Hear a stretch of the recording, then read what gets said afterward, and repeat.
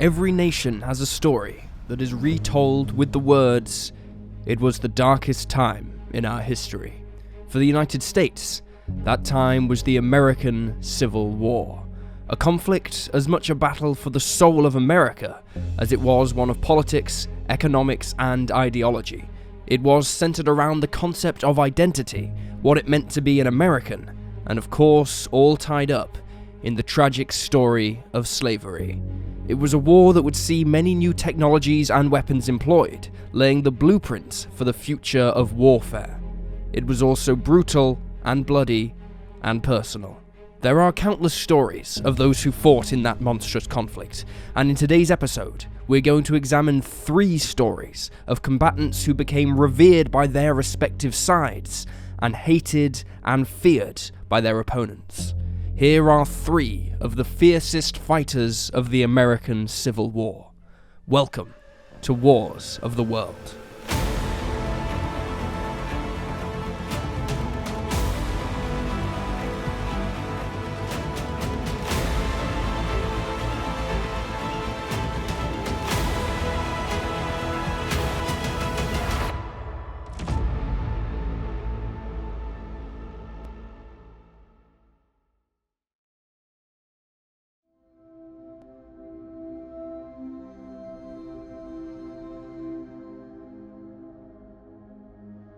When Jack Hinson started running his tobacco farm in Stewart County, Tennessee, he had little idea that he was setting up on what would become prized strategic real estate for both sides during the Civil War.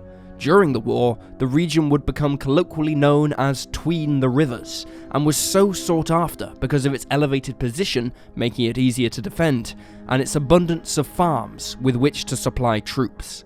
As the Confederate states, of which his native Tennessee was a member, began to make motions to break away from the Union, Jack Hinson took the difficult step of trying to remain neutral in the fighting. His farm had been built thanks to slavery, but he had by 1861 released his slaves, although many of them chose to remain under his employment.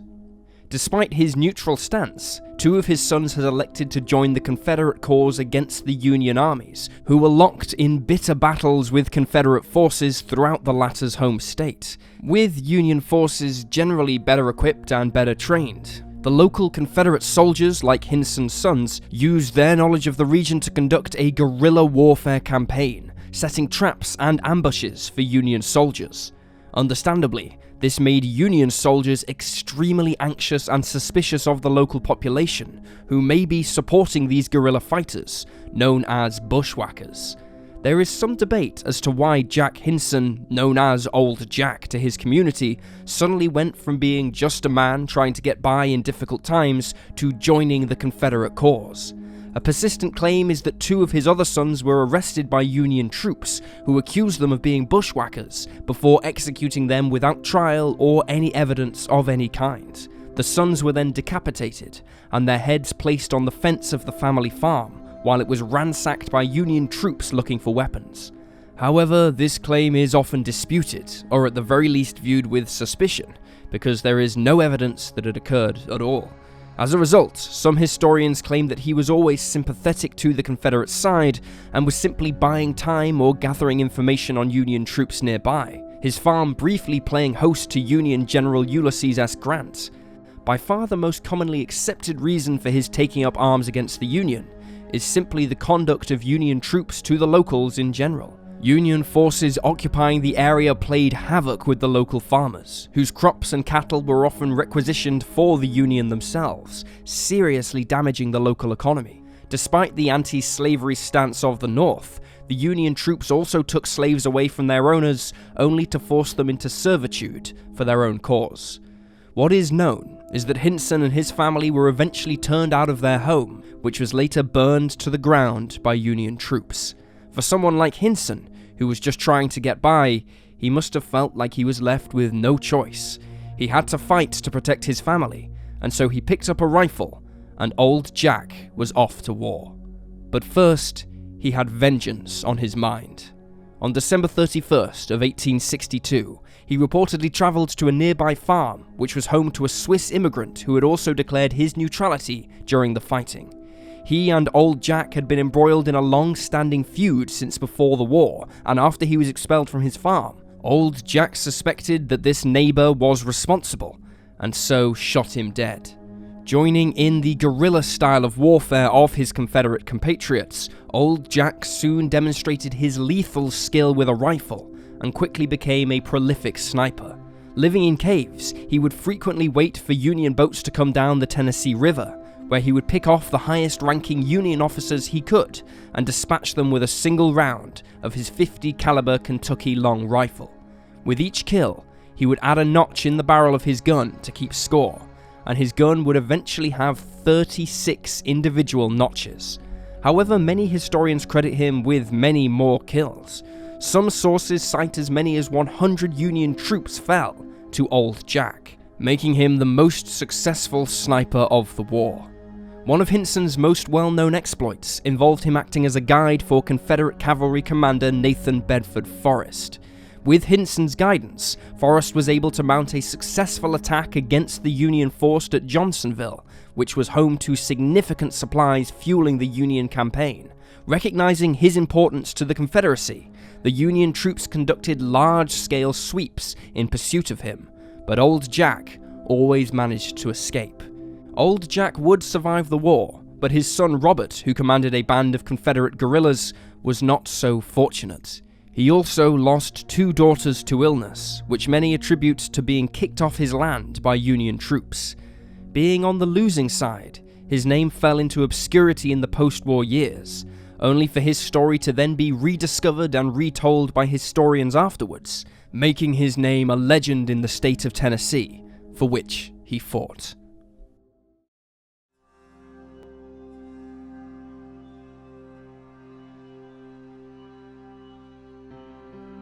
Wars are not just won in battles on land or sea.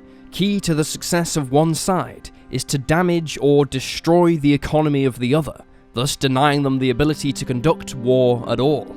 An even more vital part of this aspect of warfare is to seize the supplies earmarked for your enemy, and then use them to power your own war machine. But sometimes there are few resources left with the combatants to conduct such a campaign against an enemy's economy. Enter the privateers. Often likened to pirates, the crews of privateer vessels are individuals employed by their government to hunt down enemy vessels, particularly merchant vessels, and sink or seize them. It was dangerous work, particularly for Confederate privateers during the American Civil War, as Abraham Lincoln's government had decreed that the Confederacy was not legitimate, and therefore neither were their privateers. They were thus treated as pirates if caught, and often hanged. Driven by Confederate ideology, or simply good old-fashioned greed, the threat of a hangman's noose did little to deter Confederate captains from acquiring a charter from the Confederate government to seize Union vessels. One of a number of vessels repurposed as privateers was C.S. Jefferson Davis, named in honor of the Confederacy's first and ultimately only president. The name was shortened by most to the Jeff Davis.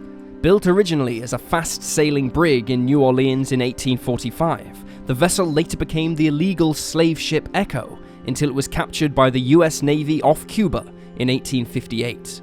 Auctioned off, it was purchased by a group of shareholders from Charleston, South Carolina, who then proceeded to repurpose the vessel yet again, this time for war against the North, resplendent in the name of their Southern Commander-in-Chief. But a weapon is only as good as its captain, and in this regard, the Jeff Davis had one of the finest captains in the Confederate fleet in the form of Louis M. Coxetter. Considered a fair man who treated his prisoners well, Coxetter had already made a name for himself as a competent sailor, and was one of the investors in the ship prior to the outbreak of war. By his side was his first mate, one William Ross Postal, whose career extended back to when Texas was independent and had its own navy, in which he served. Together, these two men and their crew of 70+ would soon become the most sought-after pirates for the Union Navy, thanks to a staggering period of operations starting in late June 1861.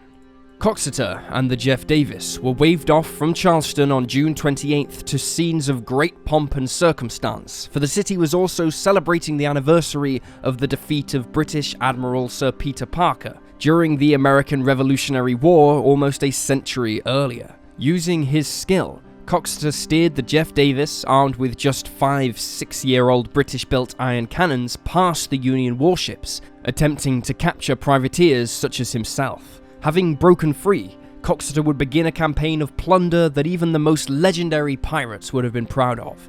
In just 7 weeks, he and his men would capture 9 vessels of varying sizes and attempt to sail them and their cargo into Confederate ports.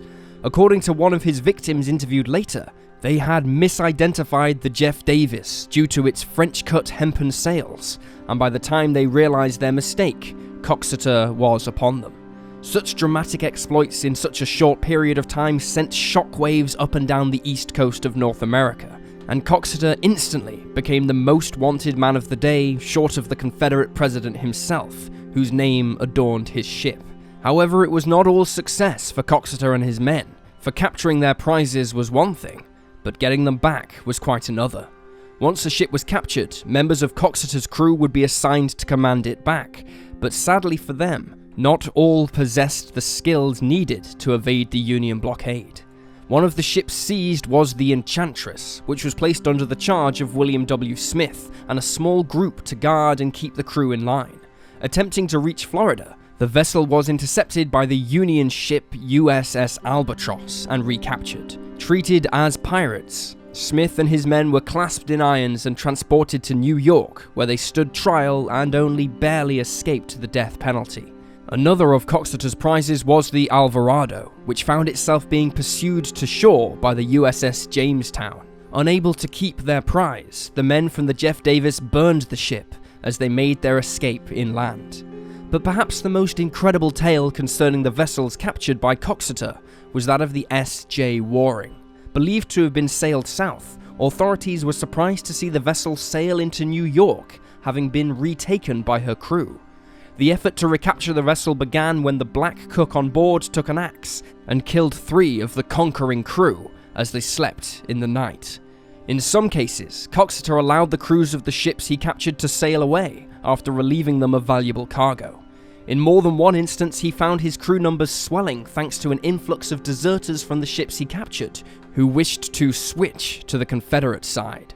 At least 2 vessels were auctioned off, while another was scuttled.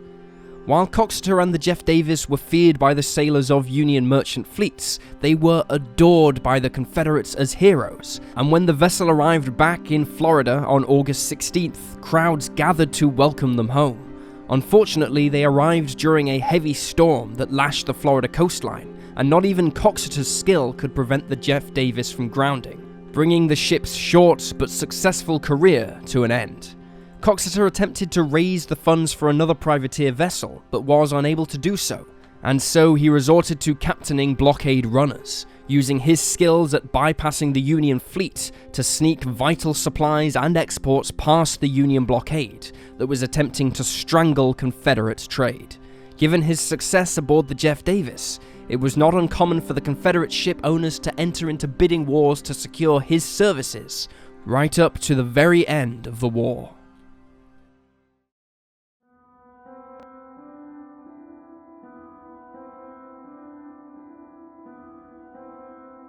Her name is one of those most associated with the famous Underground Railroad that helped slaves escape from the southern states into the northern ones, where slavery was illegal.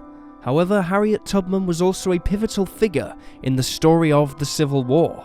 Born Araminta Ross in Dorchester County, Maryland, during March 1822, she was the 5th of 9 children, all born into a world of slavery, where she watched her siblings sold for profit to neighboring farms and businesses. Affectionately named Minty by her friends and family, her life would be forever changed when, as a child, she was struck by a 2-pound metal weight to the head. It was thrown by one of the overseers who watched over the slave workers. The weight was actually being thrown at another slave who was attempting to flee, but Harriet got in the way. The injury changed her for life, for she would suffer frequent blackouts for the rest of her days because of it. A slave who was prone to such blackouts was not easy for her owner to sell, and so she ended up working with her father in the lumber industry. While working in the lumber trade, she encountered something she never thought was real: freed slaves coming down from the north to transport the logs to northern mills. While interacting with these free men, she quickly learned of the Underground Railroad and the secret methods of communication they employed. In 1840, Tubman's father was freed from slavery by his owners, and Minty made efforts to ensure her mother was also freed, going so far as to pay a white attorney $5 to investigate her case, a substantial sum at the time. However, her mother's recent new owners refused to abide by her previous owner's agreements, and the family was in no position to contest this at court. In 1844, she married a freed slave named John Tubman, and after taking his surname, she later changed her first name to Harriet in honor of her mother. In 1849, Harriet Tubman and two of her brothers made their bid for freedom, going on the run with a $100 reward posted for their recapture. Unfortunately, her brothers had a change of heart, and she felt compelled to join them as they returned. But Harriet had tasted freedom, and it was not long before she escaped again. Falling in with the Underground Railroad, she made it to freedom in Philadelphia. But this was not the end of her incredible story. Why should she be free and her family and friends remain enslaved?